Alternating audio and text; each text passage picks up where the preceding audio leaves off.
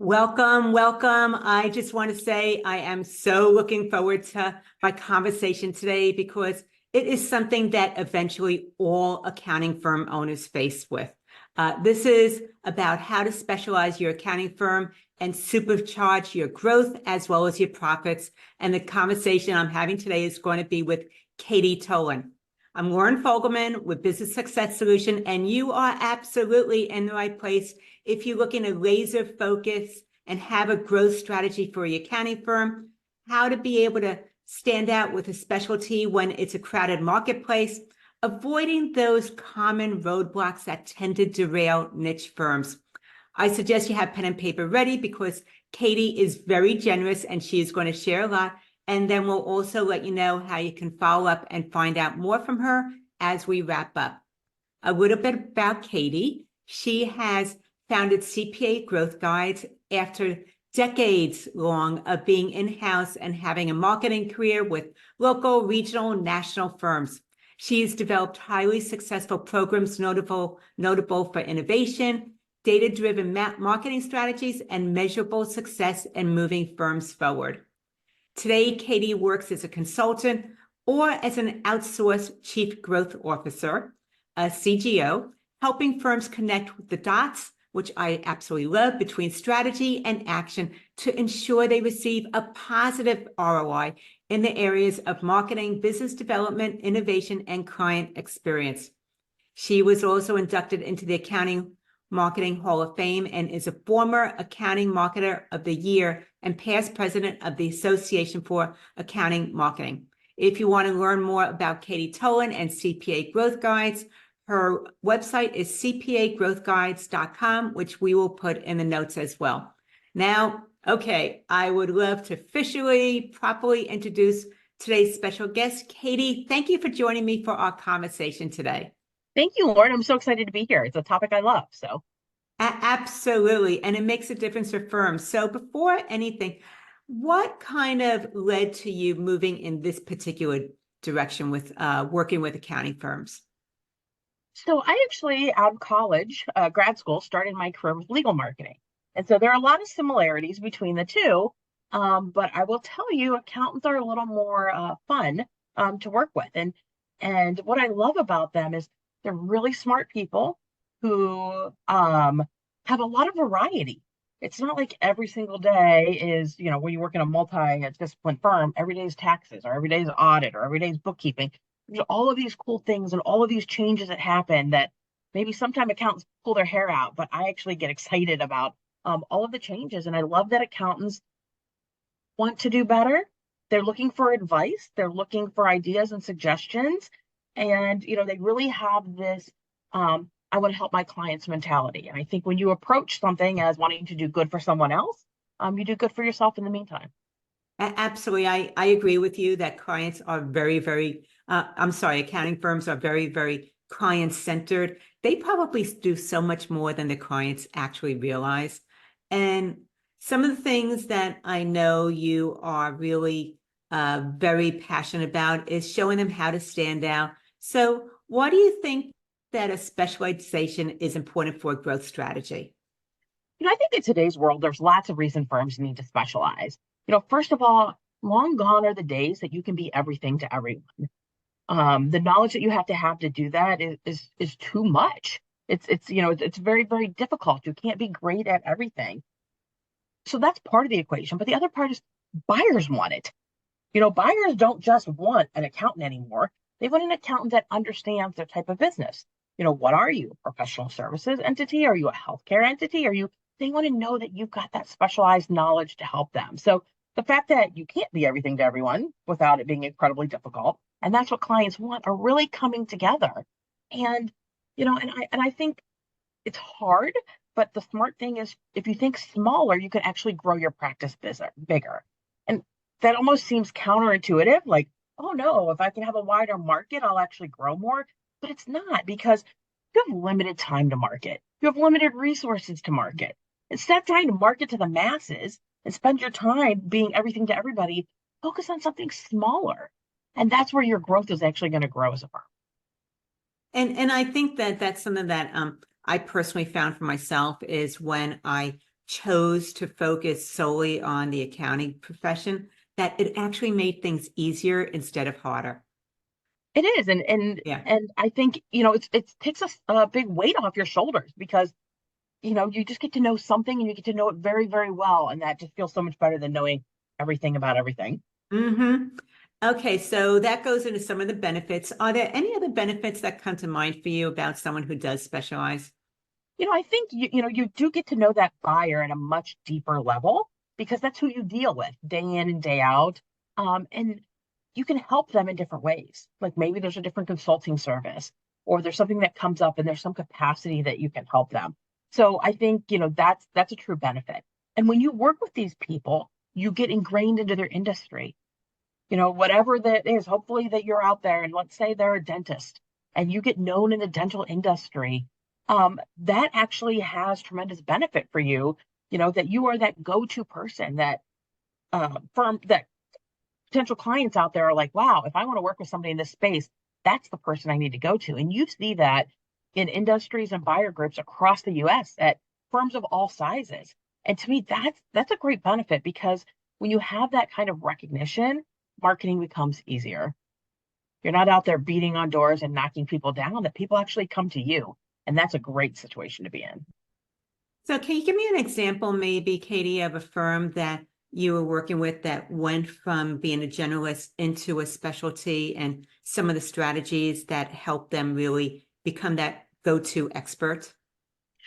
So I actually in-house, I've led this a couple times within organizations where you get them down that path to specialty. And I think, there's a couple things.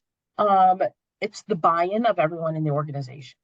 Because if you want to look at what's going to prevent this, is there's going to be the mindset of somebody that's like, we can't specialize because we're saying no to clients, or, if somebody comes and knocks on the door, am I not going to help them? And I have more to say about that. Hopefully we get to that later on in the Mm-hmm. conversation. But you actually have to get that buy-in from the top level down, that this is important to our growth strategy, and that it takes discipline. This is not I'm going to hold a shingle out and suddenly say I'm a specialist in agriculture and my door is going to get knocked on left and right. That's not how it works. It's still a lot of effort and it's a process. But what's great is accountants thrive on processes. They're great at checklists. Mm-hmm. If I do X, Y, and Z, I get to the outcome. And this is one aspect of marketing that you can put process steps in place. And as you move along that path, you will get more down that road of specialization. So get the buy-in from the top and follow that specialized process within an organization, and part of it is having the right leader. And maybe you're sitting there saying, am I the right leader or am I not? And that's a fair question to ask. Hopefully, if you're in a multi-partner firm, somebody sitting across from the table from you has that kind of skill set. But I would also say you can probably learn it if you're willing to try new things. It's not, I mean, it's not the same way you've been doing business always. But if Mm-hmm. you're out there and you're willing to follow the steps, you can have tremendous impact. So part of what I'm hearing as someone might be thinking about moving this direction is, first of all, it doesn't happen tomorrow. Like you make a decision today and all of a sudden tomorrow you have a specialty. That wasn't true for me either. It's more of an evolution where you have to look at the culture and really get everybody on board. Then there's a process that you can actually follow to start to move in that. That's where what I call a growing specialty as you're moving in that direction. And the main thing is that on the top, you need someone who's really committed to doing this, even when there might be a little bit of pushback or things might not go as smoothly as planned, but someone that sees the vision of where the firm is going and can lead the firm in that direction. Is that pretty much all the steps that? It is, and I think the other part is the firm has to support it. You can't sit there and measure a leader of a industry or a targeted buyer group and say, "Well, I'm going to ding you because you didn't have as many billable hours as we wanted you to, even though Mhm, you've done all this amazing stuff to grow and to build some name recognition for you and for our firm." So yeah, that's part of it, and the other part is the firm actually has to support it and mhm, recognize internally that this is valuable today. And if they're doing it right, we're going to see the return a year from now or 2 years from now, but we're not going to take mhm. it out on that person in the meantime. Now, a lot of times as I talk to firms about also moving in the direction of a niche or a specialty, is that they have thoughts about what if. And one of the most common ones is, what if you're moving this direction of having a niche and all of a sudden someone comes to you that's outside of your niche? Can you actually work with someone who's not in this particular vertical? And I know that we probably both have thoughts about that. I'm interested in hearing what your take is on it. So there's a couple different schools of thought. The true Mhm. diehards would say no, because you're going to say no to this person, but somebody else is going to come in and they're going to replace it. And I think that's easier if you're further down the evolution of niche building, or if maybe you're a startup and you're like right from the beginning, here's where I'm going to go.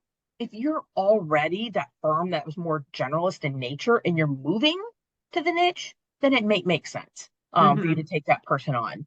But if you have no other client like this person that just reached out to you, I question how profitable that client's going to be. How efficient are you going to be in delivering services to that client because it's outside the realm of what you've built your practice around? So, usually, I cut people some slack. I'm like, I get it. This is a great company. If you've got the skill set internally and it's not going to throw you for a loop, go ahead and take it on. But as you become more and more specialized, those specialized entities truly say no to that type of work, knowing that it's just taking away from potential work that they could have within that specialty.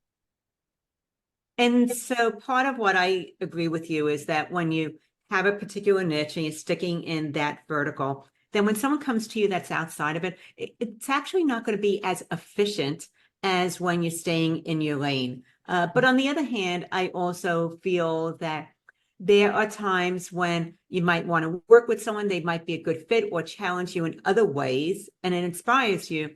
And that if you have the capacity for, one or two people that are outside of your niche, then it's a decision that you need to make and looking at the big picture and how that fits into it. So you're not just chasing all these bright, shiny objects. Well, I think that the key is they came to you. Don't go spend Mm-hmm. your time finding those ones that don't fit within your niche. But if somebody comes to you and it's a great opportunity, it's probably, go ahead and consider it and weigh it on a case by case Mm-hmm. basis. But I wouldn't spend your time going after something that's not your declared specialty. And I totally agree with you also. This is where with the marketing part, you're better really with sticking with your message than trying to be, once again, all things to all people. Hmm. So as we're looking at that, is there this like secret source to marketing, specialization or something specific that it takes to make this work? It is, and it's so simple to say, but it's so hard to actually put the pieces together. But it's really about what services are we selling to what targets through what channels of distribution. So I say targets. Well, hopefully, if you've checked a specialty, a niche, that you know who that is. But I mean, very specifically, you've defined, not just I'm going to go after manufacturing companies. No, I'm going to go after manufacturing companies in plastics, metal fabrication, and I don't know, pick another one between $1 and $10 million. That's how specific you've got to get with your target. And so even within a specialty like manufacturing, you might need to narrow that down a little bit more to manage something as big as that industry. So from there, it's the services. Okay, what do we sell? I mean, very specifically, what do we sell? And how do we package those or group those, or what do we take to the market? And what advisory do we level in there that actually makes a difference to this particular niche? And so while it seems easy, like we should be able to whip this out in a conversation or two, it's not. It actually takes accountants a while to figure those two out. And so then once you do it, it's like, where do we go to find multiple buyers at once?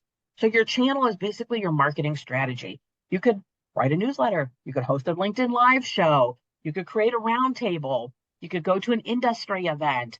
What are those channels that will put us in front of buyers? And then how will we use them? So not only will you go to an event, can you speak at an event? Or maybe it's not an event, maybe it's a publication, or it's a podcast, or whatever it is. How do we understand synergistically how we overlap our goals with what your channel is trying to achieve? And then how do we work together so it's a win-win relationship? And that could take years. It Mm-hmm. sounds easy. It's like, oh, let's just go find it. But you might find one. So you hear about something and you go test it. And you're like, yeah, you know what? That really wasn't worthwhile to me. You might have to try a couple different things to actually find something out that works. And then how do you find the next thing that works? So who are you selling? What are you, what are you selling? Who are you selling it to? And where do you go find your buyers? Secret sauce. It's not rocket science, but it is a lot of roll up your sleeves and try different things and talk to a lot of people to figure out the right answer. So essentially it comes down to the who, what, and where, Mhm. who it is. And once again, even if you're in a vertical, there's so many different things between the smaller businesses in that vertical versus the top 1%ers, and that you're not going to be able to reach the entire vertical. The other thing is that knowing what you offer is, I think, something that needs to be really fine-tuned, because if you focus so much on the actual services that you're doing, then it positions you as a technician, whereas you focus more on coming up with those right words with you on the outcomes or the benefits and the deliverables. That starts to grab the attention of those right people. And then where do they hang out?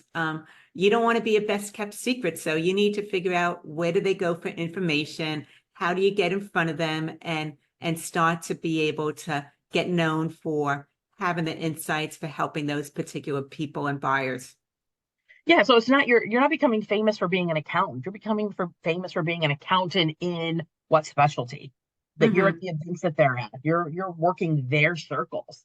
And yeah, that's how you do it. It's you got to figure out where the right places are to be and become famous in that space.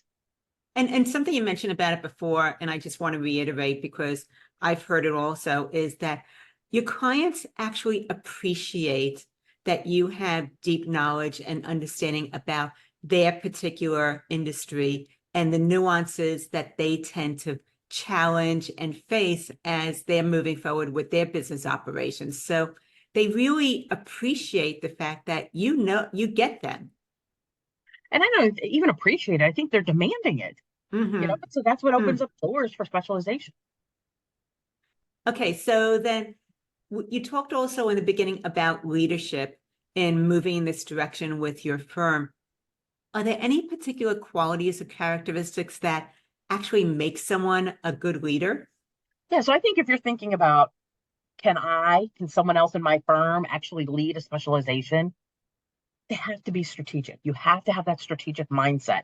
You need to be able to understand financially what your numbers look like within your specialty now. So, like, how many services are you selling to dentists? And what are those services? And how much revenue does that account for? You've got to be able to understand the market. What is our potential? Is this a growing market? Is this a market we want to be in? What are the trends for long-term growth? You've got to look at, okay, well, here's where we're at today. Here's where we want to go. Now, how do we get there? So that's where the thinking really comes in and the connecting of the dots. Data points are all just different dots out there, and you've got to bring them all together to come up with your unique strategy. And not everybody has this mindset. And so, can you actually think at that sort of level? And then you've got to be willing to go develop the new business. You Mhm. can have the technical expert, and technical experts are incredibly valuable in our industry, but often they aren't the ones that are driving the business. And so you can't just be the technical expert. You need to know what you're talking about, but you've got to be able to go do it. And then you've got to be a leader internally with your fellow partners, with anyone who's working on your team. So internally, you have to be a leader, but then you've got to be the leader in there and the buyer group and the specialty, as we talked about before, will become famous in that space. And so it's almost a unique job description that's a little bit Mhm. different than what a traditional accounting firm partner job description would look like. Katie, something that comes to mind for me is that so many people that are firm owners and accountants, they tend to be more introverts than extroverts. Would an introvert approach this differently than an extrovert would? So I think you see introverts that can do this, but they actually do it from behind their computer screen.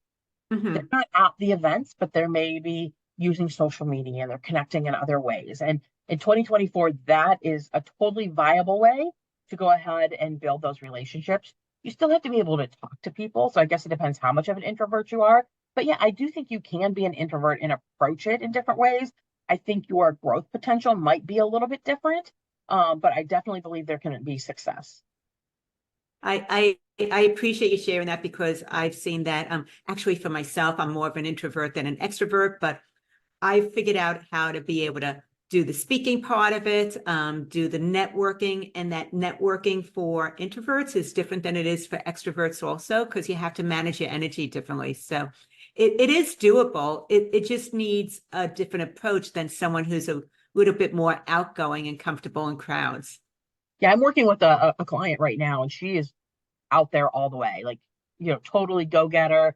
Anything you ask her to do, she'll go do 100 times over, no fear. And that's different from other people that I've worked with that are like, you want me to go do what? I'm sorry, what? And so to me, I think there's a different way to do it. Is there's also a mindset that you have to know everything about everything. And Mm-hmm. it's not. When you just go talk to people and ask questions and listen more than you speak, that helps paint you as an expert. Just listening to people, and that you don't have to say anything wise that they're gonna be like, remember that really smart guy who said something to me once? No, they're gonna say, remember that lady who came and talked to me about X? I bet she knows this space. Mm-hmm. Absolutely. Okay, so we came up with a lot of the benefits and everything that like that, but I know with change, there's some risks. Sometimes things don't go as planned. And what are some of the obstacles that maybe you see firms face when it comes to a specialization? So I think some of them we've hit upon already is the fact that um, you're not comfortable getting with a specialty or understanding the importance of a specialty. I've also heard arguments like, well, my young people need to come up learning everything about everything so that they know what they want to be when they grow up and into a partner level potential. And I don't think that's the case. I think your mindset has to be open to the fact that this is a valid growth strategy and it's going to have tremendous impact on your firm internally, and with your people as well as externally. And then the fear that, oh, well, you're going to make me come dump my clients. I can't tell you how many times I've had this conversation with people that's like, okay, well, we picked these 3 specialties, but 50% of my clients aren't there. So I have to get rid of all of those. And no, not really. Especially in a multi-partner firm, there's a little bit more flexibility about how you do that, and how you manage that, and what you actually go after proactively, which is different than what you might be serving today. And then I think this takes work. Everybody wants that magic pill that they Mm-hmm. can just take and the work comes flying in. Like, build it. Oh, I'm going to create a web page and everybody's going to come into me. It's not. This does take work. And so this is work outside of your client responsibilities, your internal training, your admin response, all those other responsibilities in your firm. This is another level of work. And probably the other thing I hear, and I have an answer for it, is, well, I want to be very involved in my community. I care about the causes of my community, and that doesn't fit with my niche specialty. Like, why would I go pick this charity and spend my time doing their walk or their run or their fundraiser or whatever when my buyers aren't there? And to me, if that's what drives your passion, do it, Mm-hmm. but recognize it's not part of your marketing strategy. Right. That it's a valid strategy for community, for business, for other things, but it's not your marketing strategy. So Mm-hmm. just giving people reassurance that you can do both, but just be realistic about what your involvement there is gonna get you. And as someone's maybe moving in this direction, any ideas about a timeline as to how long it actually could take for someone to go from being more of a generalist over to being a specialist or with a niche? I definitely think it's a year minimum. Hmm. It could be up to two. I think it's 2 years, sometimes longer. Here's the thing: is it's going to move as fast as you can move. Right. And so, if you are bogged down and you can't spend the time going and doing the work, it's going to take you longer to get there. So, I've told people before, if I tell you it's going to take on average of an hour a week, can you really spend an hour a week? Or can you spend an hour every other week? Because right there, we've moved from 1 year to 2 years. Hmm. So really, it can move at the pace that you have the resources to dedicate. But if you can't do it within 2, 3 years max, then it's probably not going to happen. And one of the things I see as an obstacle also, and I'm sure that this has come by you also, is that sometimes they're afraid they're going to choose the wrong specialty or niche. What's your response when that comes up? You got to try. You got to try something. Hmm. Isn't doing something better than doing nothing? Now, we can do our homework. We can look at where our strengths are financially Hmm. in the organization. We can look at what the market potential is for us. We can look at what our competitors are doing. And you want to really go find that blue ocean. So there's a book out there, Blue Ocean Yes, Strategy. I love And that book. yeah. And so really, in simplistic terms, if you haven't read it, is view you and yourself as competitors fighting it out in the ocean, and the waters get bloody from the competition. Do you want to swim in red water, or do you want to go find blue water where there's less competition? If you take those factors into place, you're going to find a shorter list of things that you should spend your time on. I also believe passion comes into play. You may say, wow, I work with a lot of contractors. I just don't like them. They don't feel my soul. They're not the same culturally. They're not the same as me. Like, I'm a little more, laid back, and they're not, or whatever it is. If you really align yourself to your passion, I even think that can overcome some of the other obstacles that you may face with competition and that sort of thing. Because if you love what you do, it's not work. Okay, so Katie, I know that you've given a lot of insights about the pros, the realistic parts of this, what it takes to start to move forward. So there's going to be someone listening right now that is inspired. What would be those first steps to just start moving in this direction of going from generalist to specialist and having a niche? I would start in really simple terms. I would start with a blank sheet of paper. One, who are those clients you love working with? And then why do you love working with them? What similarities can we draw? If it's because they're good people, that's not enough for us to do something with. But it's like, they have challenging work. I love that it's this, and that we can then begin to put them into buckets. If we can align to that, just try one and fail forward. If you go spend some time, not 3 years, but if you go spend some time in this space and you figure out this isn't a good fit for you, don't be afraid to pull the plug and go back to your list and find something else. Any action, I think, will get us further than you sitting back there going, oh yeah, that was a good thing I listened to. Maybe one day I'll get to it. Okay, so it's about having some awareness, thinking about who are those clients that you love, seeing if there's some commonalities. And what I think part of what you're saying also is that sometimes a particular industry attracts a certain type of personality. I think it does. And I think there's just people that you like better than others for whatever reason. And if you align yourself with that, if you don't like the type of work that they do, I was on the phone with an accountant. He's like, Katie, I don't want to touch inventory. Don't want to do it. That narrows down your list of potential specialties, because you've got to look at who are those people without inventory. So those kind of commonalities will start to narrow that for you naturally, I think. Excellent. Katie, we covered so much about why we ought to be moving in the direction of a niche and a specialty. It skyrockets your profits because you can charge more now that you're a specialist. It also elevates you as the go-to expert for that particular industry. You get known for what you do.